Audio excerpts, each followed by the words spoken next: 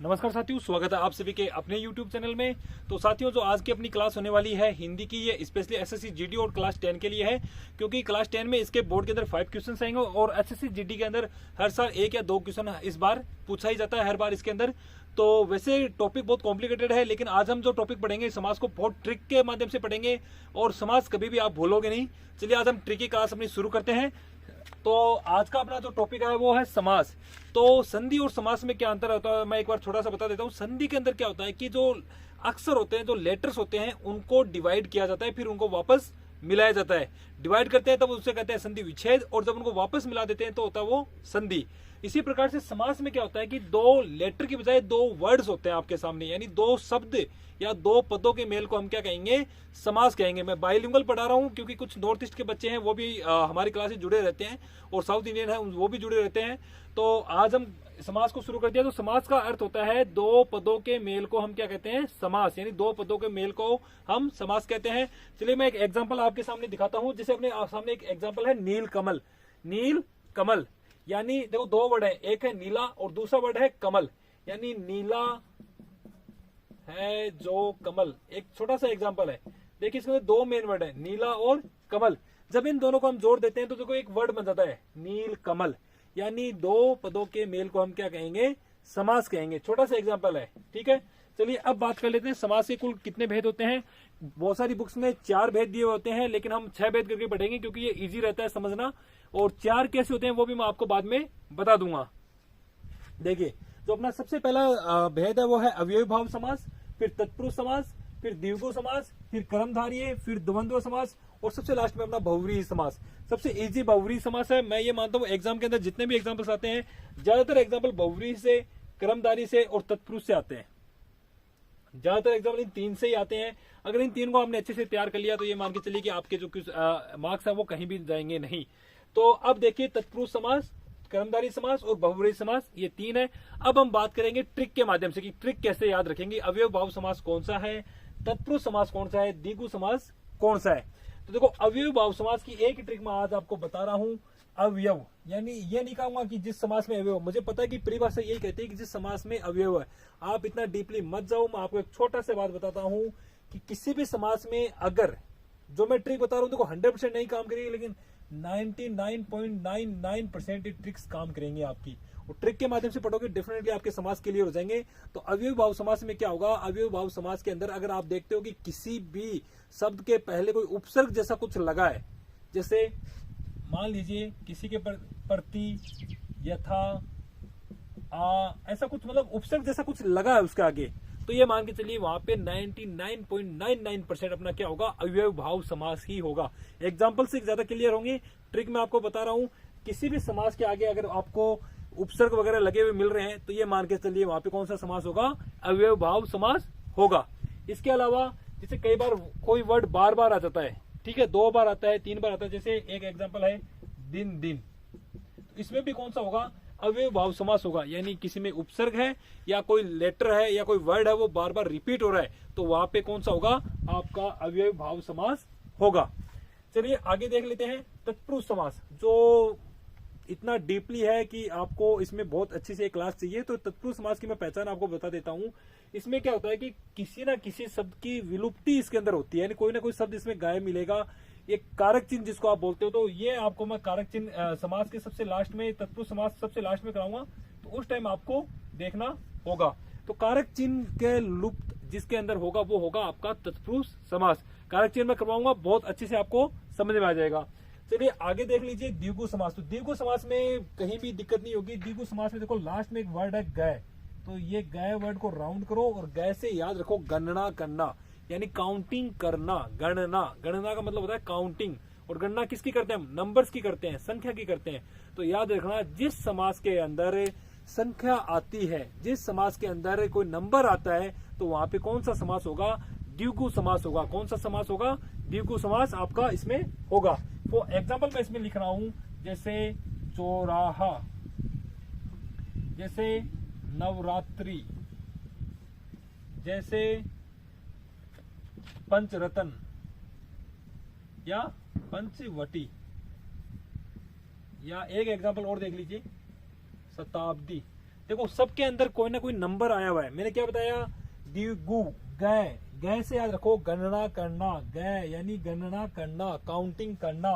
जैसे चौ, चौ का मतलब 4, 9 का मतलब 9, पंच का मतलब 5, पंच का मतलब 5, और शताब्दी सत्य कहते हैं ना, जैसे कोहली ने शतक लगाया तो शतक यानी सत्य, सत्य का मतलब होता है 100।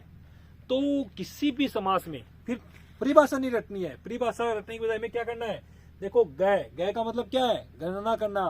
गणना करना कैसे है, जैसे 4, 9, 5, 5, 100, यानी कहीं भी अगर आपको संख्या दिख रही है तो ये मान के चलो वहां पे कौन सा आपका होगा समास, द्विगु समास होगा। चलिए एक एग्जांपल मैं लिखवाता हूं आपको, देखिए ये बहुत इंपॉर्टेंट है।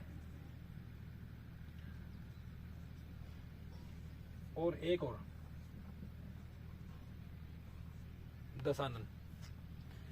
चलिए आगे देख लीजिए, कर्मधारय समास। तो कर्मधारय समास में क्या होगा, किसी इस समास के अंदर दो ही बातें होंगी, या तो कंपैरिजन होगा या विशेषता होगी, या तो कंपैरिजन होगा या विशेषता होगी। तो ज्यादा मैं बुक के अकॉर्डिंग नहीं लिखा रहा, चलो फिर भी बुक के अकॉर्डिंग लिखवा देता हूं, क्योंकि बहुत का मतलब विशेष से विशेषण, विशेष से।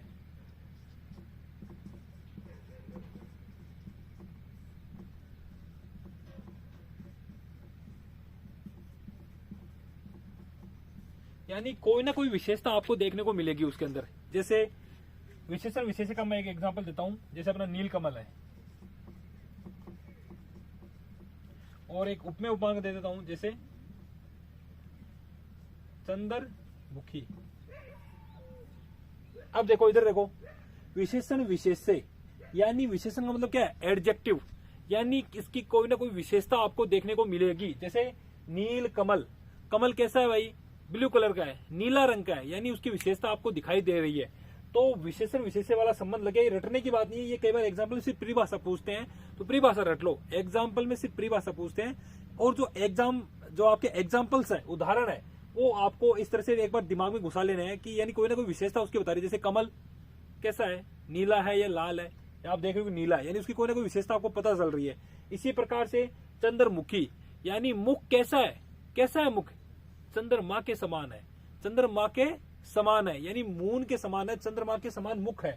तो उपमेय उपमान का संबंध वहां पे लग रहा है, यानी इससे इसका कंपैरिजन हो रहा है। तो मैं आपको फिर बता रहा हूं, आप एक ही बात याद रखो, ट्रिक बता रहा हूं आपको, विशेषता बस। कर्मधारय में क्या होगा, विशेषता होगी, कर्मधारय में क्या होगी, सिर्फ विशेषता होगी। जैसे चंद्रमुखी, यार मुख कैसा है, मुख किसके समान है, चंद्रमा के समान है। तो बस ये याद रखो कि मुख की विशेषता क्या है, चंद्रमा के समान। कमल, कमल की क्या विशेषता है, इसमें लिख रखा है नीला, यानी कमल कैसा है, नीला। बस आप एक वर्ड याद रखो, विशेषता बस। अगर परिभाषा नहीं पूछेंगे तो डेफिनेटली आपके एग्जाम्पल से वो क्लियर हो जाएंगे। परिभाषा बहुत कम पूछते हैं, बहुत कम चांस है। चलिए आगे देख लीजिए, द्वंद्व समास। अब इसकी अगर मैं परिभाषा बताऊं तो आज आपको एक एग्जाम्पल दूंगा, उसके बाद आप आराम से इसकी परिभाषा याद करने की जरूरत नहीं पड़ेगी। कहते हैं कि जिस समास में दोनों पद प्रधान हो उसको क्या कहेंगे, द्वंद्व समास कहेंगे। अब देखो मैं एक वर्ड लिख रहा हूं, देखिए सभी देखिए, द्वंद्व, ठीक है, द्वंद्व। आप इसको चाहे इधर से पढ़ो या इधर से पढ़ो, दोनों सेम है, द्वंद्व, द्वंद्व, यानी जिस समास में दोनों पद प्रधान हो। अब ये कह रहा है कि मैं भी प्रधान हूं, मेरी तरफ से भी पढ़ना शुरू करो। ये कहता है कि मैं भी प्रधान हूं भाई, मेरी ओर से भी पढ़ना शुरू करो। यानी जिस समास में दोनों पद प्रधान हो, आप तो याद रखोगे कि न तो मैं नीचे हूं न वो नीचे, यानी दोनों इक्वल है। जैसे माता पिता, भाई बहन, दिन रात। अब ये दोनों ही क्या है, प्रधान है, चीफ है। कहते भाई मैं भी घर का मुखिया, तू भी घर का मुखिया। माता पिता, यानी दोनों ही इक्वल है, न तो पिता कम है न माता कम है। यानी जिस समास में दोनों इक्वल चल रहे हैं ना, दोनों प्रधान है, वो कौन सा होगा, आपका द्वंद्व समास होगा। ट्रिक मैंने आपको बता रखी है कि चाहे इसको इधर से पढ़ो चाहे इधर से पढ़ो, दोनों तरफ से एक समान है। तो अगर एक समान है मतलब दोनों बराबर है, इक्वल है, दोनों पद प्रधान है, दोनों चीफ है। तो याद रखना द्वंद्व समास कौन सा होता है, जिस समास में दोनों पद प्रधान हो। जैसे माता पिता, माता और पिता, भाई बहन, भाई और बहन, दिन रात, दिन और रात। चलिए आगे देख लीजिए, सबसे लास्ट और सबसे इंपॉर्टेंट बहुव्रीहि समास, बहुत इंपॉर्टेंट है। यानी बहुव्रीहि, याद रखो, बै से बाहर, बहुव्रीहि, देखो एक वर्ड आ रहा है बहुव्रीहि, बाहर, बहुव्रीहि बाहर। यानी कोई शब्द का अर्थ अगर बाहर से निकल के आएगा, कोई शब्द का अर्थ मान लो कि आपके पीछे से आपके बाहर से निकल के आएगा, तो वहां पे कौन सा समास होगा? बहुव्रीहि समास होगा। कौन सा समास होगा? बहुव्रीहि समास होगा। जैसे दशानन। अब आप कहोगे कि गुरुजी आपने दशानन यहां भी लिख दिया और दशानन यहां भी लिख दिया। चलिए कोई बात नहीं, और एक लिख लीजिए जैसे पीताम्बर, और ये पीताम्बर मैं यहां भी लिख देता हूं, ये लो, ठीक है। और एक लिख दीजिए त्रिनेत्र, और एक त्रिनेत्र मैं यहां भी लिख देता हूं। अब मैं आपको एक बात बताना चाहूंगा कि साथियों, जब भी जैसे मान लो कि त्रिनेत्र, सब एक फेमस एग्जांपल है त्रिनेत्र। त्रिनेत्र आप सभी जानते हो, त्रिनेत्र यानी तीन नेत्र है जिसके, किसके हैं तीन नेत्र? आप सभी को पता है कि भगवान शिव के तीन आंखें हैं, तीन उनके नेत्र है। तो अब तीन नेत्र, देखो तीन, और ये एग्जांपल मैंने कहा लिखा है? द्विगु के अंदर लिखा है। कहा लिखा है? द्विगु समास के अंदर लिखा है तीन नेत्र। अब आप कहोगे सर ये तो द्विगु समास भी बन रहा है, तीन नेत्र हैं जिसके, यानी द्विगु, गए, गए यानी गणना करना, यानी काउंटिंग करना। तो काउंटिंग कहाँ हो रही है? त्रिनेत्र में भी हो रही है, और काउंटिंग यहाँ भी हो रही है। और इसमें मीनिंग कहां से निकल के आ रहा है? बाहर से निकल के आ रहा है। तीन नेत्र है जिसके, तीन नेत्र है जिसके। अब किसके हैं भाई तीन नेत्र? किसके हैं? सबको पता है, अर्थात शिव, अर्थात शिव, अर्थात शिव। तीन नेत्र है जिसके, अर्थात शिव। अब मैं आपको एक बात बताना चाहूंगा साथियों, आपको प्रायोरिटी देनी है, प्राथमिकता देनी है। किस समास को कब प्राथमिकता देनी है? कुछ वर्ड्स ऐसे होते हैं, कुछ समास ऐसे होते हैं जिनके अंदर दो समास या तीन समास आपको वहां पे पाए जाते हैं। तो फर्स्ट प्रायोरिटी आपको किसको देनी है? बहुव्रीहि समास को देनी है। जब भी आपको कोई ऐसा एग्जाम्पल मिले जिसके अंदर दो समास आपको हो और दोनों ही एग्जाम्पल में हो, आपको ऑप्शंस में मिले, तो आपको फर्स्ट प्रायोरिटी बहुव्रीहि की देनी है। मान लो कि त्रिनेत्र आ गया, वहां द्विगु भी है और बहुव्रीहि भी है, तो आप टिक किस पे करोगे? बहुव्रीहि पे करोगे, तभी आपका क्वेश्चन है वो एकदम करेक्ट माना जाएगा। चलिए एक और देखिए, पंचानन है। पंचानन, मैं इसका एक बार करके दिखाता हूँ। पंच प्लस आनन, आनन का मतलब होता है भाई मुख्य। आनन का मतलब क्या होता है? मुख्य। तो पांच आनन किसके हैं? ब्रह्मा जी के हैं। इसके पीछे एक स्टोरी है, मैं फिर कभी सुना दूंगा आपको अगर आप चाहो तो। तो पांच सिर है उनके, जिसका एक सिर बाद में काटा गया था, क्योंकि चलिए उस बात को छोड़िए। तो पंचानन, तो एक सिर बाद में उसका काट दिया गया था। आप देखते हो कि ब्रह्मा जी के चार ही सिर है, नहीं, ब्रह्मा जी के एक सिर और था जिसको बाद में काट दिया गया था। तो पंचानन है वो, ठीक है। यानी पांच है आनंद जिसके, अर्थात ब्रह्मा जी। तो यहाँ पे अकॉर्डिंग, किसके अकॉर्डिंग? द्विगु, यानी गणना करना। देखो पांच, पांच गणना किसके अकॉर्डिंग हो रही है? द्विगु समास के अकॉर्डिंग हो रही है। लेकिन मीनिंग कहां से निकल के आ रही है? बाहर से निकल के आ रहा है। तो प्रायोरिटी किसको दोगे? इसको दोगे। किसको? बहुव्रीहि समास को दोगे। तो पंचानन यहां भी हो जाएगा, ठीक है। फिर एक अपना एग्जाम्पल था पीताम्बर। देखो इधर देखो, पीताम्बर, पीत प्लस अंबर। अंबर का मतलब दो होता है, अंबर के दो मीनिंग होते हैं। एक अंबर का मतलब होता है कपड़ा, और एक अंबर का मीनिंग होता है आकाश। तो यहाँ पे इसका मीनिंग है कपड़ा। और पीत का मतलब होता है पीला। अब यहां भी पीताम्बर, यहां भी पीताम्बर, और एक कर्मधारय में है और एक यहाँ पे है आपका बहुव्रीहि समास में। अब देखो पहले कर्मधारय का अकॉर्डिंग करके देखते हैं। कर्मधारय का अकॉर्डिंग करते हैं तो कर्मधारय समास अपना क्या कहता है? कर्मधारय समास ये कहता है कि जिसमें कोई विशेषता बता रहा है। मैं एक ट्रिक बताई थी आपको, विशेषता, यानी कोई विशेषता पता चल रही है। जैसे विशेषता क्या है? कपड़ा कैसा है? पीला है। कपड़ा कैसा है? पीला है। यानी कपड़े की विशेषता हमें पता चल रही है कि कपड़ा कैसा है? पीला है। तो अकॉर्डिंग, इसके अकॉर्डिंग कौन सा समास हो गया? ये कर्मधारय समास हो गया। लेकिन फिर भी मैंने आपको बताया था कि अगर कोई मीनिंग बाहर से निकल के आ रहा है तो लेके आओ। अब देखो, पीले हैं कपड़े जिसके, पीले कपड़े कौन पहनता है? आप सभी को पता है कि अपने कृष्ण कन्हैया है जो पीले कपड़े पहनते हैं। पीत वस्त्र को वो धारण करते हैं। कौन? कृष्ण कन्हैया धारण करते हैं, ठीक है। मुरली वाले कृष्ण कन्हैया क्या करते हैं, पीत वस्त्र धारण करते हैं। तो पीताम्बर कौन हुए, भगवान श्री कृष्ण हुए।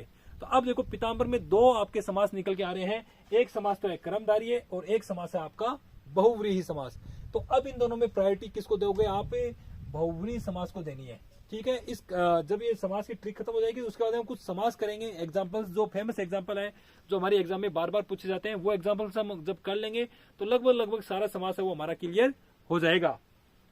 चलो आगे देख लेते हैं दशानन।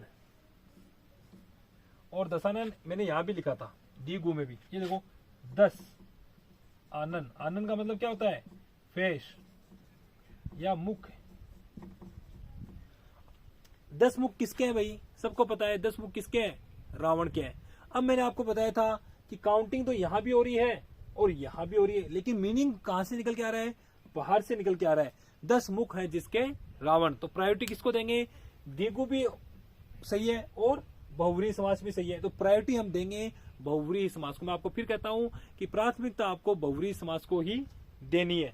चलिए इसमें एक क्वेश्चन बार बार पूछा जाता है कि पद कौन से प्रधान होते हैं, वो मैं एक आपको करवा देता हूं, कई बार ये क्वेश्चन पूछ लेते हैं, तो वो इंपॉर्टेंट है, बने रहिए हमारे साथ, ठीक है। अभी ये कुछ एग्जांपल्स हैं जो इसके बाद में हम करेंगे, पूरी क्लास के लगभग 40 से 50 एग्जांपल हम करेंगे हर समास के, तो उसके बाद हमारा काफी सारा क्लियर हो जाएगा। चलिए देख लेते हैं।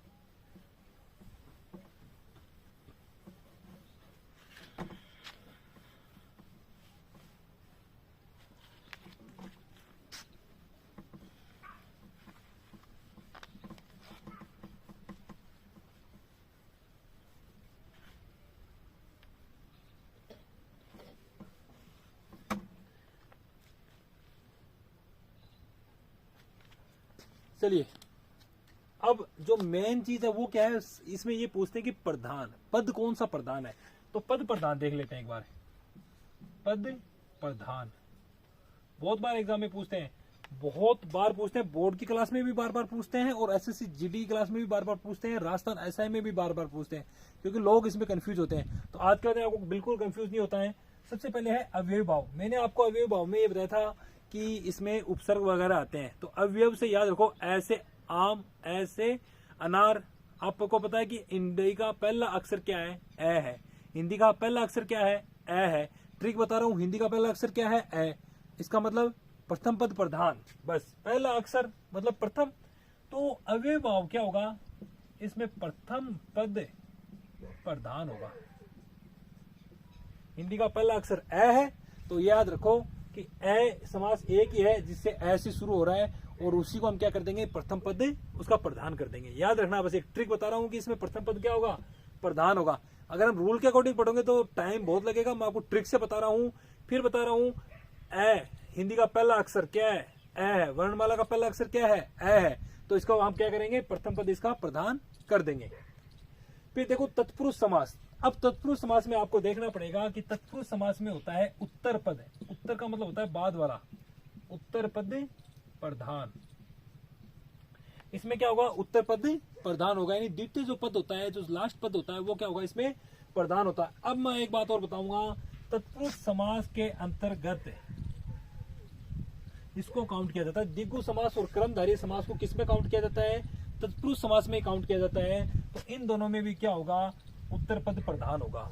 एक बार एक एसएससी जीडी का या कौन से एग्जाम में आया था वो मुझे याद नहीं है, क्वेश्चन ऐसा पूछा गया था कि वो कौन सा समास है जिसका उत्तर पद प्रधान हो और उसमें विशेषता बताई जाती है। फिर क्वेश्चन सुनिए कि उत्तर पद प्रधान हो और उसमें विशेषता बताई जाती है। तो विशेषता किसमें बताई जाती है, देखो तत्पुरुष में भी उत्तर पद प्रधान, द्विगु में भी उत्तर पद प्रधान और कर्मधारय में भी उत्तर पद प्रधान, क्योंकि तत्पुरुष के दोनों भेद हैं। द्विगु और कर्मधारय किसके भेद है, तत्पुरुष के ही भेद है, डीपली नहीं जाना है। तो और मैंने क्या बोला कि जिसका उत्तर पद प्रधान हो और उसके अंदर जो विशेषता बताई जाती है, तो आपको पता है कि विशेषता किसमें बताई जाती है, कर्मधारय समास में बताई जाती है। फिर लास्ट देख लीजिए द्वंद्व समास। और द्वंद्व समास का मैंने आपको बताया था कि इधर से पढ़ लो चाहे इधर से पढ़ लो, दोनों ही चीफ है, यानी इधर से पढ़ो चाहे इधर से पढ़ो, उल्टा सीधा एक समान। यानी जब दोनों इक्वल है तो इसमें क्या होगा, दोनों पद प्रधान, दोनों पद प्रधान। एग्जाम्पल दिया था मैंने आपको, माता पिता, न माँ कम है, न पिताजी कम है, न भाई कम है, न बहन कम है, न दिन कम है, न रात कम है, यानी सब कुछ इक्वल है, सब कुछ समान है, सबको पावर बराबर है। कैसे? एग्जाम्पल देख लो, इधर से इसको पढ़ोगे तो भी द्वंद्व है और इधर से पढ़ोगे तो भी द्वंद्व है। चलिए आगे लेट्स देख लीजिए बहुव्रीहि समास। मैंने आपको बताया था अन्य पद प्रधान, यानी बाहर से इसका कोई मीनिंग निकल के आ रहा है तो वहां पे कौन सा होगा? अन्य पद प्रधान होगा। बस ये लो, अब आपको रटने की बिल्कुल जरूरत नहीं है। मैं एक बार फिर से आपको रिवाइज करवा देता हूं। हिंदी का पहला वर्ण कौन सा है? ए। तो हम क्या करेंगे? पहला पद इसी का प्रधान कर देंगे, ठीक है। फिर बचता है तत्पुरुष समास, तो हम इसका कौन सा पद होता है? उत्तर पद, यानी बाद वाला पद इसका प्रधान होता है। और कर्मधारी और दिगु किसके भेद होते हैं? तत्पुरुष के भेद होते हैं, तो ये भी क्या हो जाएंगे? उत्तर पद प्रधान हो जाएंगे। उसके बाद में द्वंद्व समास मैंने आपको बता रखा है कि द्वंद्व बिल्कुल कम नहीं है किसी से, तो इसमें कौन सा हो जाएगा? दोनों ही है, दोनों ही पद क्या हो जाएंगे? प्रधान हो जाएंगे। और बहुव्रीहि, इसमें तो मीनिंग ही जब बाहर से निकल के आ रहा है तो इसमें चीफ कौन होगा? कोई अन्य ही होगा। कौन होगा? कोई अन्य ही होगा। तो साथियों अब हम कुछ करेंगे एग्जाम्पल्स जो आपके लिए बहुत ज्यादा जरूरी है। चलिए दोस्तों अब इनके एग्जाम्पल कर लेते हैं। तो एग्जाम्पल अभी मैंने 5 समास के लिखे हैं। जो क्रमधारी है आपका, सॉरी जो तत्पुरुष समास है उसके एग्जाम्पल मैंने अभी नहीं लिखे हैं, क्योंकि तत्पुरुष समास को हमें समझना होगा पहले उसको अच्छे से, उसके बाद ही हम कर पाएंगे। बाकी ये जितने 5 समास हैं इनके अंदर आपको ज्यादा समझने की जरूरत नहीं है। आप इनके एग्जाम्पल्स करोगे ऑटोमेटिकली आप इन समास को समझ जाओगे। चलिए सबसे पहले हम इजी समास शुरू करते हैं। सबसे इजी जो समास है वहां से हम शुरू करते हैं। पहला समास देखिए इजी के अंदर दिगु। मैंने आपको थोड़ी देर पहले बताया था कि देखो लास्ट में गय वर्ड है, गय से आप याद रखो गणना। गणना का मतलब है काउंटिंग, काउंटिंग यानी नंबर्स। तो जिसमें भी नंबर्स है वहां पे कौन सा होगा? दिगु होगा।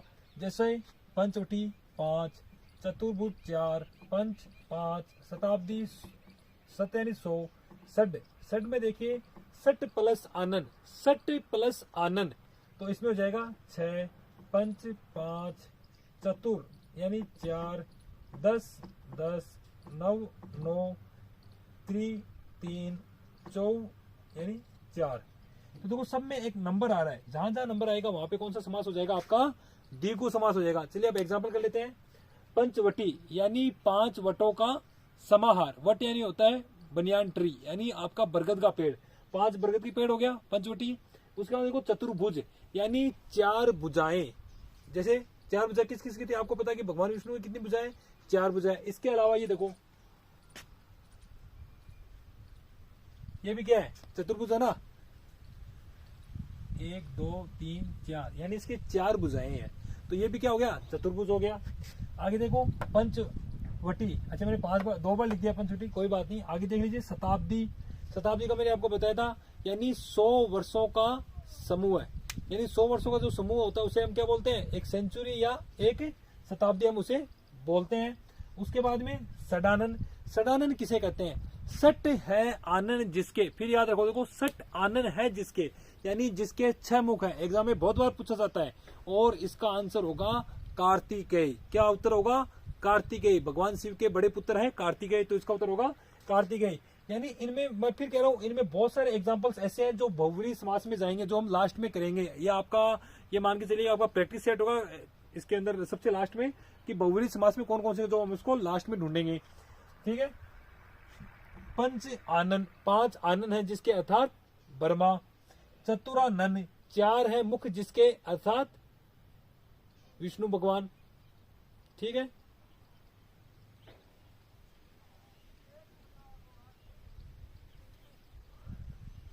चतुरानन अर्थात 4 आनन है जिसके। दशानन, 10 है आनन जिसके। आनन का मतलब होता है मुख। 10 आनन किसके? रावण के। और उसके बाद में नवरात्रि, 9 रात्रियों का समूह या समाहार। उसके बाद में त्रिनयन, 3 किसके नेत्र हैं? शिव के। 3 नयन और चौराहा यानी 4 रास्तों का जहां पे मिलन होगा उसे हम क्या कहते हैं? चौराहा, यानी 4 रास्तों का समाहार। उसके बाद में देख लीजिए अव्ययी भाव समास, जिसके अंदर उपसर्ग जैसा कुछ दिखेगा या कोई शब्द रिपीट होगा। ये मैं हिंट बता रहा हूं आपको, या तो उपसर्ग जैसा कुछ दिखेगा या कोई शब्द वहां पे रिपीट होगा। तो देख लीजिए उपसर्ग जैसा, जैसे आ, यथा, यथा, भर, दिन, देखो रिपीट हो रहा है।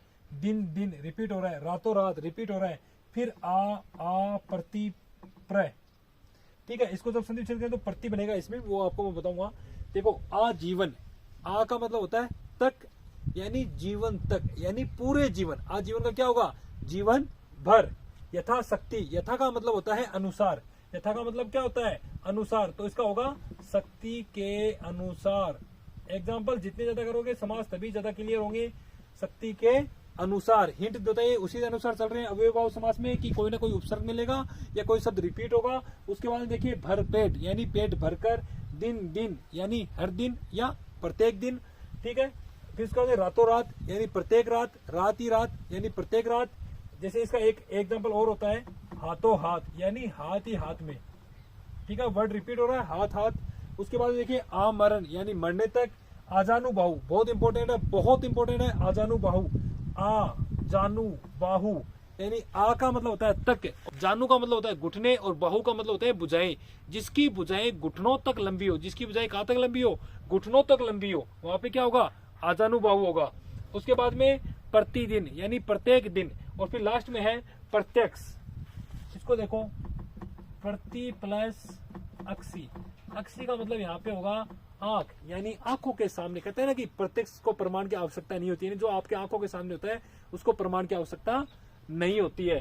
चलिए आगे देख लीजिए द्वंद्व समास, जिसमें हिंट होती है या तो और शब्द छुपा है या शब्द छुपा है। और आपको पता है कि द्वंद्व समास में दोनों पद प्रधान होते हैं। वेरी सिंपल, हरि हर, हर हर महादेव, हर हर बोलते हैं ना, हर हर महादेव। तो हर का क्या हो जाएगा, शिव, और हरि का मतलब क्या है, विष्णु, विष्णु और शिव, विष्णु और शिव, विष्णु और शिव। उसके बाद में राम कृष्ण, राम और कृष्ण। फिर देखो सीता राम, सीता और राम। पाणिपाद, पानी का मतलब होता है हाथ। ये बहुत इंपॉर्टेंट है क्योंकि बहुत से लोग कंफ्यूज होते हैं। हाथ, पानी का मतलब होता है हाथ और पाद का मतलब होता है पैर, हाथ और पैर। पाणिपाद यानी हाथ और पैर। उसके बाद माता पिता, माता और पिता। दाल भात, दाल और भात। धर्मा धर्म, ये भी इंपॉर्टेंट है, बहुत इंपॉर्टेंट है। जब इसको संधि विच्छेद करेंगे तब जाके इसका निकलेगा धर्म या अधर्म, या तो धर्म होगा या अधर्म होगा, धर्म या अधर्म। जब यहां से तोड़ेंगे ना इसको, इसमें कौन सी संधि है, आप लोग बताओ कौन सी संधि है। इसके अंदर संधि है आपकी दीर्घ संधि है। कौन सी संधि है, दीर्घ संधि है। धर्म या अधर्म, दिन और रात, जल और वायु। इसमें कौन सा होगा, जल और वायु। तो ये तो बहुत सिंपल सिंपल है, इसमें कोई खास प्रॉब्लम आपको आने वाली नहीं है, जल और वायु। चलिए फिर लास्ट देख लीजिए, इसका देख लीजिए कर्मधारय समास। मैंने आपको बता दिया इसमें कोई ना कोई विशेषता आपको देखने को मिलेगी, बहुत सिंपल है। देख लीजिए नील कमल, नीला है जो कमल, कमल की विशेषता कैसी है, नीली है। राजीव लोचन, अब राजीव का आपको अर्थ देखना होगा। राजीव का मतलब होता है कमल, रट लीजिए रट लीजिए, एग्जाम्पल ऐसे बहुत आएंगे एग्जाम में। राजीव का मतलब होता है कमल और लोचन का मतलब होता है नेत्र, यानी कमल के समान जिसकी नेत्र है वो क्या होगा, राजीव लोचन होगा। और कौन था राजीव लोचन, माँ कौशल्या कहती थी अपने बेटे राम को राजीव लोचन। तो याद रखना है राजीव लोचन कौन होगा, भगवान राम होंगे। चलो आगे देखो अनुज, अनुज, अनु का मतलब होता है पीछे और जय का मतलब होता है जन्म लेने वाला, जो पीछे जन्म लेता है। अनुज, अनुज यानी छोटा भाई, छोटा भाई पीछे जन्म लेता है ना। आगे देखिए हलधर, हल को जो धारण करता है वो कौन होगा, हलधर। विशेषता बता रहा है सब में, धार यानी धारण, हल यानी हल को कौन धारण करता है, कौन धारण करता है बताइए, बलराम। तो बलराम धारण करता है, हलधर। फिर है पीताम्बर, पीले है वस्त्र जिसके, किसके है पीले वस्त्र, ठीक है, वस्त्र कैसा है, पीला। चलिए एक बार क्रमधारी का कोडिंग कर लेते हैं, बहुव्रीहि में बाद में जाएंगे। तो पीताम्बर, पीले है जिसके वस्त्र, ये पीले है जो वस्त्र। हल को जो करता है धारण। महान है जो आत्मा। घन श्याम, घन यानी बादल, श्याम यानी ब्लैक, काले बादल। उसके बाद महाराजा, महान है जो राजा। चंद्रमुखी, चंद्रमा के समान है मुख जिसका। और लास्ट राजीव लोचन, मैंने आपको यहाँ दो बार लिख दिया, राजीव लोचन, राजीव के समान है जिसकी आंखें। फिर लास्ट देखिए बहुव्रीहि समास। हिंट आपको बताइए, बहु यानी बाहुव्रीहि, बाहर, बाहर ऐसा कुछ आ रहा है ना दिमाग में, तो बाहर से कोई एक्स्ट्रा वर्ड निकल के आ रहा है ना, अन्य शब्द प्रधान होता है, तो वहां पे कौन सा समास होगा आपका, बहुव्रीहि समास होगा। चलिए सबसे पहले देख लेते हैं वीणा पाणी। वीणा आप जानते हो, और पाणी का मतलब होता है हाथ, जिसके हाथों में है वीणा, किसके हाथों में है, सरस्वती। तो ये बहुत इंपॉर्टेंट है, इनको आपको आना चाहिए। वीणा पाणी का कई बार पर्यायवाची भी पूछ लेते हैं, तो आपको आना चाहिए सरस्वती। वीणा है जिसके हाथ में, क्या होगा, सरस्वती। चक्कर पाणी, चक्कर है जिसके हाथ में, अर्थात भगवान विष्णु या भगवान श्री कृष्ण। उसके बाद में महीधर, मही को जो धारण करता है, कौन करता है मही को धारण, मही यानी धरती, मही यानी धरती। मही का मतलब क्या है, धरती, और धरती को धारण कौन करता है? शेषनाग जी धारण करते हैं। उसके बाद में है मुरारी। मुरारी का मतलब क्या है? मुर एक राक्षस था, और अरि का मतलब होता है शत्रु। जो मुर का शत्रु है, कौन है मुर का शत्रु? भगवान श्री कृष्ण। फिर कह रहा हूं, कंफ्यूज मत हो, मुर प्लस अरि। कई क्या करते हैं, मुरारी को मुरली समझ लेते हैं।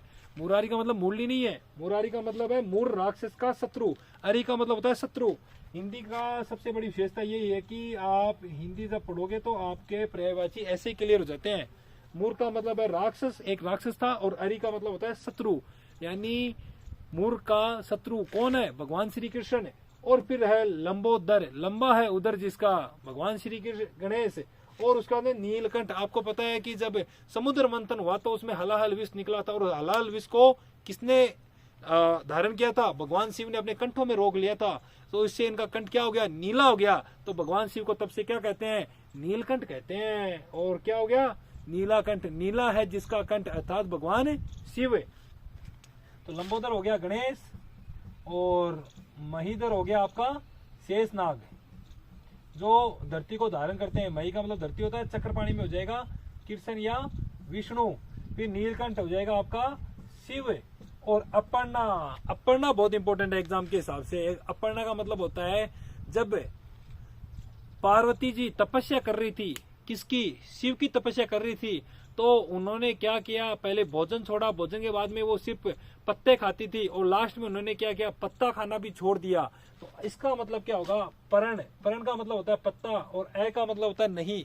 जो पत्ते भी नहीं खाती थी उसका मतलब होगा पार्वती।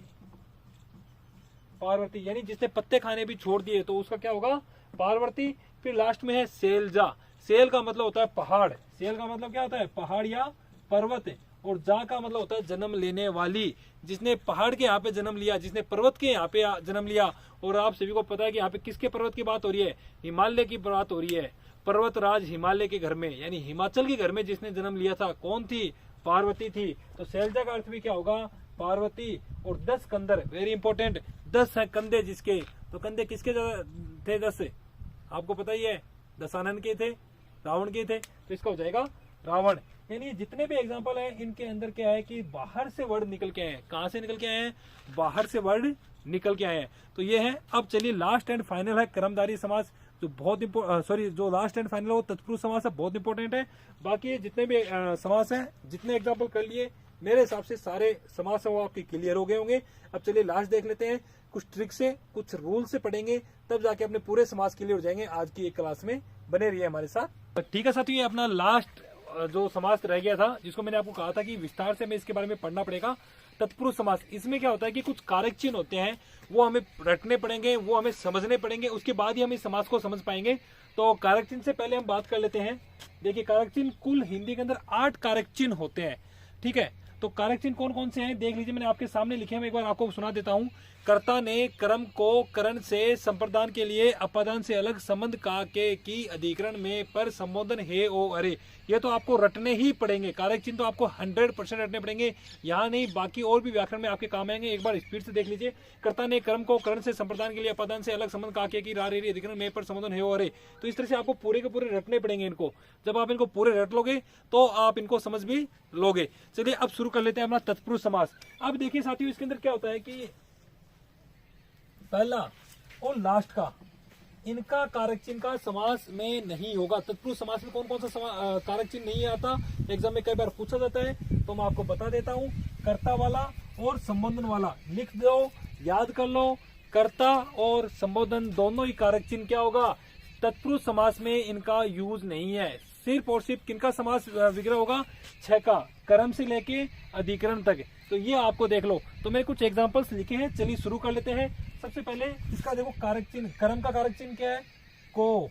इसका क्या है? से द्वारा। ये देख लीजिए, के लिए, से अलग। चलो मैं समझा देता हूं एक बार। जैसे कर्ता ने, तो राम ने खाना खाया। कर्म को, राम ने सुनील को पुस्तक दी। सुनील को, तो वो क्या हो गया? कर्म।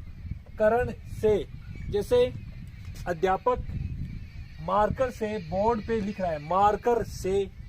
उसके बाद देखो संप्रदान के लिए, अध्यापक के लिए सब्सक्राइब करो, जैसे के लिए। उसके आगे देखो अपादान से अलग, अपादान में क्या होता है? अलग। जैसे अध्यापक के हाथ से मारकर गिरा, अध्यापक के हाथ से मारकर अलग हो गया ना। जैसे पेड़ से पत्ता गिरा, ठीक है, मारकर गिरा, अलग हो गया ना। तो अपादान से अलग। उसके बाद संबंध का के की, जैसे सुनील का भाई अनिल है, ठीक है, ये सब क्या है? संबोधन संबंध है। उसके बाद में अधिकरण में पर, जैसे रसोई में बिल्ली है, ठीक है, टेबल पर चश्मा रखा हुआ है, ठीक है, ये हो गया। और फिर लास्ट संबोधन हे ओ अरे, संबोधन में देख लीजिए अधिकरण हो गया, उसके बाद संबोधन का देख लो संबोधन, जैसे हे राम, अरे भगवान, ओ रे, यानी ये सब हो गया आपके संबोधन। तो ये जो 6 मैं आपको बता रहा हूँ, जो 6 कारक चिन्ह है वो तत्पुरुष में यूज होंगे। इनके जो चिन्ह है वो मैंने आपको समझा दिए, कारक चिन्ह। अब चलिए शुरू कर लेते हैं। पहला कर्म, और उसका चिन्ह क्या है? को। जैसे बस चालक, बस को चलाने वाला, यानी बस को चलाने वाला बस चालक। गगन चुंबी, गगन को चूमने वाला, जैसे आप पढ़ते हो ना गगन चुंबी इमारतें, यानी गगन को चूमने वाली इमारतें। को वर्ड आ रहा है सब में। स्वर्ग प्राप्त, स्वर्ग को प्राप्त। ग्राम गति, ग्राम को गति। चलो आगे देख लो। मदांध, मद अंध, मद यानी नशा, नशे से अंधा, यानी कुछ होता है ना, जैसे किसी को दारू पी के एकदम से अपने आप को शेर समझने लगता है, या किसी के पास सोना बहुत ज्यादा होता है, पैसा बहुत ज्यादा होता है, वो भी क्या होता है? अंधा हो जाता है। फिर देखिए रेखांकित, रेखा से अंकित। आगे देखिए हस्त लिखित, हाथ से लिखित, यानी इसमें जो चीजें होती है वो उसके साथ अटैच होती हैं, ये बात मत भूलना। ईश्वर प्रदत्त, ईश्वर द्वारा प्रदत्त, देखिए मैंने लिखा है से द्वारा, ईश्वर द्वारा प्रदत्त। फिर इसमें संप्रदान के लिए, यानी इसमें जो है वो के लिए छुपा होगा। हवनशाला, हवन के लिए शाला। फिर रसोई घर, रसोई के लिए घर। सत्य आग्रह, सत्य के लिए आग्रह, सत्य के लिए आग्रह। रणभूमि, रण के लिए भूमि। गुरु दक्षिणा, गुरु के लिए दक्षिणा। पाठशाला, पाठ के लिए शाला। हवनशाला, हवन के लिए शाला। यज्ञशाला, यज्ञ के लिए शाला, ठीक है। आगे देख लीजिए पथ भ्रष्ट। अब इसमें क्या होता है, कुछ चीजें अलग हो जाती हैं। जैसे कोई कहता है ना कि भाई इसकी तो लाइन उग चूक हो गई, लाइन उग चूक हो गई, लाइन से दूर हट गए। पथ भ्रष्ट यानी पथ से अलग हो गया, पथ से भ्रष्ट हो गया। तो पथ से भ्रष्ट। ऋण मुक्त, ऋण मतलब कर्ज, कर्ज से फ्री हो गया। जन्म अंध, जो जन्म से ही अंधा है। यहाँ पे देखो जन्म से ही अंधा, आप सोच रहे हो अंधा तो उसकी चिपका हुआ है, चिपका हुआ नहीं है, उसकी आंखें नहीं है, तो आंखें उससे अलग है, इसलिए इसको क्या कहा गया है? जन्मांध कहा गया है। जन्म से अंधा। अश्व पतित, पतित का मतलब है गिरा हुआ, जो अश्व से गिर गया, यानी घोड़े से गिरा हुआ है। तो घोड़े से कोई गिरता तो उसको क्या बोलेंगे? अश्व पतित। कौन सा हो जाएगा? अपादान हो जाएगा। और फिर सिंह भीत, भय भीत, जहां भी भीत आएगा वहां पे कौन सा करना है आपको? ये करना है अपादान, यानी शेर से डरा हुआ, भय से डरा हुआ, तो सिंह भीत और भय भीत। उसके बाद में संबंध का के की, यानी इसमें रिलेशन होगा। जैसे ग्रह स्वामी, ग्रह का स्वामी। पूंजीपति, पूंजी का पति। प्रजापति, प्रजा का पति या स्वामी। देव पूजा, देव की पूजा। राष्ट्रपति, वेरी इंपॉर्टेंट, राष्ट्रपति वेरी इंपॉर्टेंट, राष्ट्र का पति। उसके बाद में है अधिकरण। नराधम, नरों में जो है सबसे अधम, ये कौन सा है? इसमें मुझे ये भी बताइए समास कौन सा है? समास इसके अंदर होगा आपका ये भी है, इसके अलावा एक और समास है इसके अंदर, कर्मधारी, कर्मधारी होगा। नरों में अधम, इसमें दो है, कर्मधारी भी है और अधिकरण भी है। आत्मविश्वास, आत्म पर विश्वास यानी खुद पर विश्वास। जल मग्न, जल में मग्न। शास्त्र प्रवीण, शास्त्र में प्रवीण। घृत अन्न, ये इंपॉर्टेंट है भाई, वेरी वेरी इंपॉर्टेंट। घृतान यानी घी में पका हुआ अनाज, घी में पका हुआ अन्न। देखो में पर, तो ये बहुत सारे समास मैंने आपको बता दिए हैं। और पिछले जितने भी समास में आपको कोई दिक्कत है तो प्लीज आप हमसे जरूर पूछिए। और चैनल अच्छा लगे तो साथियों सब्सक्राइब जरूर करें। इस चैनल पे हम एसएससी जीडी के सारे टॉपिक आपको हिंदी में जितना भी टॉपिक है वो सारे के सारे आपको ट्रिक से करवाएंगे। तो आज आपका समास कंप्लीट होता है। इसके अलावा एक दिन हम क्लास लेके आएंगे जिसमें सिर्फ समास के एग्जाम्पल करेंगे, सिर्फ और सिर्फ एग्जाम्पल करेंगे, ठीक है। तो बने रहिए हमारे साथ, चैनल जरूर सब्सक्राइब करें। और इस चैनल पे हम आपको ऑल इंडिया से आने वाली सारे जॉब अपडेट और रिजल्ट अपडेट आपको प्रोवाइड करेंगे, ठीक है साथियों। थैंक यू, धन्यवाद।